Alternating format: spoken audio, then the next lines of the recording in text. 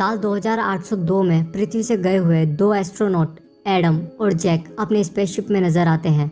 वह एंटेरिस नाम के एक प्लेनेट के लिए उड़ान भर रहे हैं, जिसके बारे में अफवाह है कि वहाँ इंसान रहते हैं। हमें पता चलता है कि एक खतरनाक वायरस ने महिलाओं को पृथ्वी पर पूरी तरह से बंजर छोड़ दिया है, इसलिए दो एस्ट्रोनॉट इंसानों के लिए एकमात्र उम्मीद बचे हैं। उनका मिशन एंटेरिस की यात्रा करना और कुछ महिलाओं को ढूंढना और उन्हें लड़कों के लिए पृथ्वी की यात्रा करने के लिए मनाना है। कुछ ही समय बाद जब स्पेसशिप एंटेरिस के पास आता है तो वह अजीब ग्रेविटेशनल फोर्स के कारण वह अचानक खराब हो जाता है। एडम और जैक स्पेसशिप पर काबू पाने की पूरी कोशिश करते हैं, लेकिन ये सतह पर क्रैश हो जाता है। दोनों एस्ट्रोनॉट को मामूली चोटें आई है, लेकिन जैक को थोड़ी ज़्यादा चोट आई है। इससे पहले कि अंदर का धुआं उनका दम घोट दे, एडम जल्दी से उसे बाहर निकालता है। फिर हमें एंटेरिस ग्रह का व्यू दिखाया जाता है। यह एक बंजर भूमि है जिसमें हर जगह बड़ी चट्टानें हैं, जिनमें फसलों के कोई लक्षण नहीं है। इस बीच एडम जैक के घावों पर काम करता है और उसे भविष्य की सिरिंज का इंजेक्शन लगाता है, जो उसे अपने आप ठीक कर देता है। जैसे ही दोनों बातचीत कर रहे होते हैं, अचानक एक कुत्ते की भौंकने की आवाज़ सुनाई देती है। अब तक वे मानते थे कि इस ग्रह पर जीवन का होना सिर्फ एक अफवाह है, लेकिन कुत्ते के भौंकने से उन्हें प्रेरणा मिलती है और एडम आवाज़ का पीछा करना शुरू कर देता है। थोड़ा इधर उधर भटकने के बाद वह एक जंगली जैसे दिखने वाले लड़के को कुत्ते को पकड़ता हुआ देखता है। एडम उसके पास जाने की कोशिश करता है, लेकिन डरा हुआ लड़का कहता है कि स्नैक हेड्स पास में है और भाग जाता है। दुर्भाग्य से कुछ ही मिनटों के बाद वे स्नैक हेड्स द्वारा पकड़ लिया जाता है, जो वास्तव में महिलाओं का झुंड है और उन्होंने पुराने जमाने के कपड़े पहने हुए हैं। वे जल्दी से छोटे लड़के को हिरासत में लेते हैं, जबकि उनका कुत्ता भाग जाता है। दूसरी ओर एडम उस अजीब जगह का निरीक्षण कर रहा है। तभी एक बड़े से भूकंप ने उसे हिला दिया। वह तुरंत अपनी हाईटेक घड़ी के माध्यम से जैक को फ़ोन करता है और उसे भूकंप का स्कैन लेने के लिए कहता है। इसके बाद एडम एक बड़े मंदिर के सामने आ जाता है। वह चुपके से अंदर घुस जाता है और वहाँ बड़ी संख्या में महिलाओं को देखकर हैरान रह जाता है। ये पता चला है कि इस ग्रह पर महिलाएं हर चीज़ पर राज करती है, जबकि मर्दों को गुलाम बनने के लिए मजबूर किया जाता है और उनमें से कुछ ही का उपयोग प्रजनन के लिए किया जाता है। मंदिर के अंदर महिलाएं अपने सर्फेंट लॉर्ड से कुछ प्रार्थना कर रही है। यहाँ हमें पता चलता है कि धार्मिक महिलाएं एक ऐसे ग्रुप से संबंधित है जिसको टैक्सन चलाती है। उसी समय सर्फेंट लॉर्ड भी जमीन से आता है। वो एक बड़ा सा कोबरा है।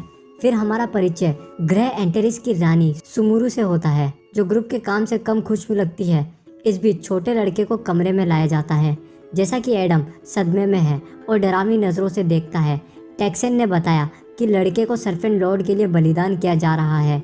ये सुनकर लड़के की बहन डव, जो रानी के सैनिकों में से एक है, टैक्सन को और उसके ग्रुप के सदस्यों से लड़ने लगती है। यहाँ ये पता चलता है कि मंदिर के अंदर की महिलाएं दो ग्रुप में बटी हुई है, एक जो टैक्सन का काम करती है और दूसरी जो रानी का काम करती है। डव अकेले लड़ना जारी रखती है और अचानक सर्फेंट लॉर्ड झपट्टा मारता है और ग्रुप के सदस्यों में से एक को निगल लेता है। गुस्सेल टैक्सन अपनी महिलाओं को डव को पकड़ने का आदेश देती है, लेकिन रानी उन्हें रोक देती है, यह दावा करते हुए कि यह सिर्फ सेल्फ डिफेंस था। दोनों नेता अपनी अपनी बहस में पड़ जाते हैं, लेकिन तभी एडम, जो एक कोने में छिपा हुआ है, उसको अपने दोस्त का फ़ोन आता है, जो कमरे में सभी को सचेत करता है। टैक्सन तुरंत अपने सैनिकों को उसके पीछे जाने का आदेश देती है, लेकिन एडम अपनी बंदूक का उपयोग करके भागने लगता है। हंगामे के दौरान छोटा लड़का भी मंदिर से भागने में सफल हो जाता है। थोड़ी देर के बाद एडम और छोटा लड़का इस ग्रह से बचने के लिए स्पेसशिप की ओर बढ़ते हैं। हालांकि एडम के जाने से पहले उसे टैक्सन की एक महिला द्वारा पैर में तीर मारा जाता है। फिर भी जैक और लड़के की मदद से वह स्पेसशिप के अंदर चले जाता है, लेकिन तीर में जहर लगा है, जिससे वह धीरे धीरे होश खो बैठता है। बाहर रानी अपनी सेना के साथ आती है और टैक्सन के ग्रुप को जाने के लिए कहती है। पहले तो वो इनकार करती है, ये दावा करते हुए कि महिलाओं के लिए पुरुषों को मारना पूरी तरह से कानूनी है। लेकिन जब सुमोरू ने दावा किया कि वह रानी है और हर चीज़ पर उसका अधिकार है, तो वह मन मारकर चले जाती है। इसके बाद रानी स्पेसशिप में प्रवेश करती है और एलियंस का सामना करती है। वह फिर कुछ निकालती है और उसे एडम में इंजेक्ट करती है, जिससे उसकी जान बच जाती है। अगले सीन में एडम और जैक को रानी के महल पर लाया जाता है, जहां वे प्राइवेटली मिलने में कामयाब रहे। जैक ने बताया कि जियोस्कैन के अनुसार उन्हें पता चला कि यह ग्रह मर रहा है और इसलिए भूकंप इतनी ज़्यादा बार आते हैं। ग्रह के पास बस 2 महीने ही बचे हैं, फिर ये ग्रह खत्म हो जाएगा। बाद में एडम को पूछताछ के लिए रानी के कक्ष में लाया गया। वह अपना परिचय देता है और बताता है कि वह पृथ्वी ग्रह से है। उसका यह भी दावा है कि एंटेरिस के लोग पृथ्वी के वंशज है, क्योंकि कुछ लोगों को 1000 साल पहले एक टेराफॉर्मिंग मिशन पर भेजा गया था। उन्होंने पहले 100 सालों तक अपने कामों की सूचना दी, लेकिन उसके बाद सभी कम्युनिकेशंस बंद हो गए। पृथ्वी एक घातक युद्ध से गुजर रही थी और इसलिए उन्होंने एंटेरिस पर अपने लोगों के बारे में अधिक जानने की कोशिश नहीं करी। ये सब सुनकर रानी अचंभित हो जाती है, लेकिन वह फिर भी दावों का समर्थन करती है, क्योंकि उनके लेजेंड्स ने पृथ्वी नाम के ग्रह के बारे में बोला है। जैसे ही दोनों बात करना जारी रखते हैं, स्नेक हेड्स का टॉपिक सामने आता है। रानी सुमोरू ने बताया कि लगातार भूकंप के कारण लोग धर्म में लौट आए और तभी टेक्सन ग्रुप पावर में आया। वह एक बेहद शाही परिवार से आती है और उसका मानना था कि रानी बनना उसकी किस्मत में है, लेकिन जनता ने उसे नहीं चुना। यही कारण है कि वह ग्रुप को इकट्ठा कर रही है ताकि एक दिन वह अपने लिए सिंहासन ले सके। जहाँ तक बड़े कोबरा का सवाल है, वह ऐसे ही दिखाई दिया। हैरान एडम ये समझाने की कोशिश करता है कि ग्रह मर रहा है और सभी को तुरंत खाली कर देना चाहिए, लेकिन रानी आदमी की बात नहीं सुनना चाहती। इसके बजाय वह इस बारे में बात करना शुरू कर देती है कि मर्दों का एंटेरिस पर डोमिनेशन क्यों था। वह बताती है बहुत साल पहले मर्दों ने प्रकाश की एक बड़ी फ्लैश देखी जिसमें बहुत से लोग मारे गए। उस दिन से महिलाओं का यहाँ पर काबू है और यदि मर्दों को गलत पाया जाता है तो उन्हें मारना पूरी तरह कानूनी है।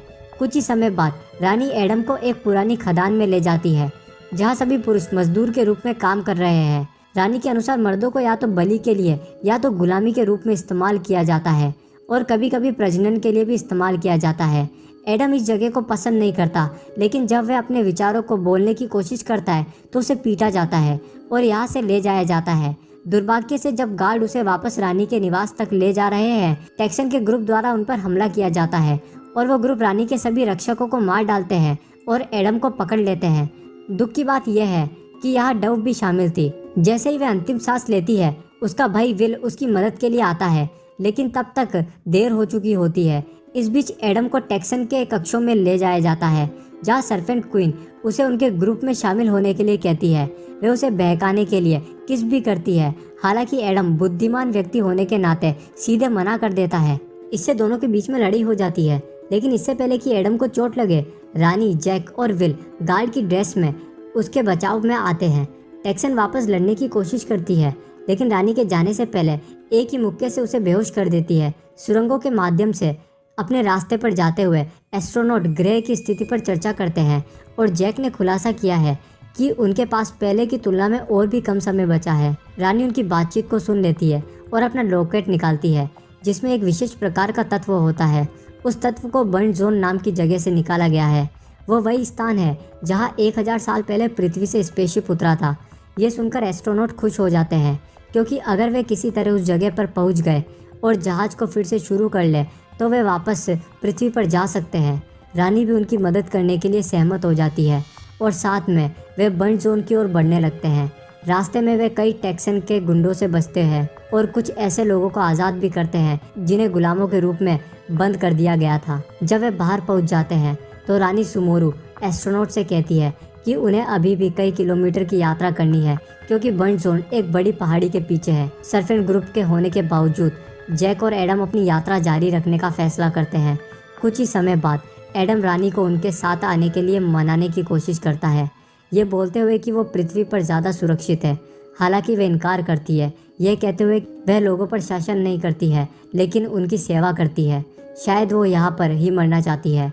तभी एक बड़ा भूकंप आता है जिसके कारण ग्रुप नीचे गिर जाता है। इसके साथ जैक ये रास्ता निकालता है कि ग्रह का विनाश निकट है। थोड़ी देर के बाद ये लोग एक आदमी के कंकाल के सामने आता है और जब जैक इसकी जांच करता है तो उसे पता चलता है कि उस व्यक्ति की मृत्यु लगभग 900 साल पहले हुई थी, उसी वर्ष जब इंसान एंटेरिस में आया था। आगे पता करने पर उसे यह भी पता चलता है कि उस क्षेत्र में एक विस्फोट हुआ था और इसलिए ज़्यादातर मर्द मारे गए। ये सुनकर रानी को पता चलता है कि ये वही रोशनी की चमक थी जो सदियों पहले उनके पूर्वजों ने देखी थी, क्योंकि वो चमक प्राकृतिक कारणों से उत्पन्न हुई थी, यानी मर्द निर्दोष थे। इसलिए इन सभी सालों में उनका धर्म, जिसमें कहा गया था कि पुरुष खतरनाक और निकम्मे है, एक झूठ पर बनाया गया था। ये बात रानी को अंदर से तोड़ देती है, लेकिन लड़के उसे चलते रहने के लिए कहते हैं क्योंकि उनके पास ज़्यादा समय नहीं बचा है। अगले सीन में ग्रुप बर्न जोन के पास आता है। जो एक बड़ा सा स्पेस डोम की तरह होता है। जैक और विल कंट्रोल रूम से इंजन को फिर से शुरू करने की कोशिश करते हैं, जबकि एडम और रानी नियंत्रित करने के लिए दूसरे कमरे में जाते हैं। बहुत मेहनत के बाद एस्ट्रोनॉट इंजन को फिर से चालू करने का प्रबंधन करते हैं, लेकिन दुर्भाग्य से टेक्सन और उसका ग्रुप आता है। दोनों पक्षों के बीच एक लड़ाई होती है, लेकिन एडम हाईटेक गैजेट्स के साथ ज़्यादातर महिलाओं को मार देता है। अब केवल टेक्सन बची है, लेकिन वह रानी को लड़ाई के लिए चुनौती देती है, जिसके लिए वो सहमत है। सबसे पहले दोनों बराबरी से लड़ते हैं, लेकिन जल्द ही अपनी युद्ध तकनीकों का उपयोग करते हुए रानी जीत रही होती है। टेक्सन हमला करने के लिए अपने चाकू को आगे ले जाती है, लेकिन एक बार फिर रानी आसानी से पलट जाती है। कुछ देर के लिए सर्फेंट क्वीन से लड़ने के बाद रानी उसे एक जनरेटर में फेंक देती है, जिससे वह गिर जाती है। फिर भी टेक्सन हार मानने को तैयार नहीं है और वह रानी पर अपने चाकू से हमला करने लगती है, लेकिन इस बार एडम उस पर फायर करता है और उसे हमेशा के लिए ख़त्म कर देता है। कंट्रोल रूम में जैक स्पेसशिप शुरू करने में कामयाब रहा और अब यह उड़ान भरने के लिए तैयार है। ये जानने के बाद कि एंटेरिस पर किसी भी अत्याचार के लिए पुरुष जिम्मेदार नहीं है, ग्रह मर रहा है, रानी भी जैक, एडम और विल के साथ पृथ्वी की यात्रा में शामिल होने का फैसला करती है। जल्द ही स्पेसशिप उड़ान भरता है और हवा में उड़ता है। एंटेरिस के सभी लोग हैरान होकर स्पेसशिप को देखते हैं।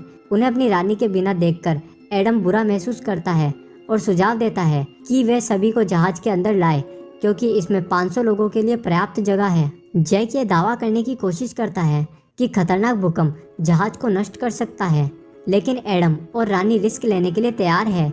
जल्दी वे जमीन पर पहुंच जाते हैं और लोग उस बड़े ढांचे को देखकर चौंक जाते हैं, जिसे वे पहले बर्न जोन कहते थे। रानी सुमोरू बाहर निकलती है और सभी को अंदर आने का आदेश देती है, यह बोलते हुए कि हमारा ग्रह मरने वाला है, इसलिए वे दूर के ग्रह में जा रहे हैं। उस ग्रह में कई अन्य लोग होंगे और लिंग, जाति या धर्म में कोई भेदभाव नहीं है। ये सुनकर लोग उत्तेजित हो जाते हैं और वे तुरंत जहाज में आने लगते हैं। हालांकि इससे पहले कि जैक और एडम स्पेसशिप को ग्रह से दूर ले जा सके, एक बड़े पैमाने पर भूकंप सभी को हिला देता है। जब वे बाहर देखते हैं तो वे देखते हैं कि वो बड़ा सा कोबरा जहाज पर हमला कर रहा है। समय समाप्त होने के साथ एडम जैक को चलने को बोलता है और सौभाग्य से जैसे ही वे ऐसा करते हैं, सांप स्पेसशिप से निकलने वाली आग के कारण मर जाता है। इसके साथ स्पेसशिप अंत में उड़ान भरता है और हमेशा के लिए एंटेरिस ग्रह को छोड़ देता है।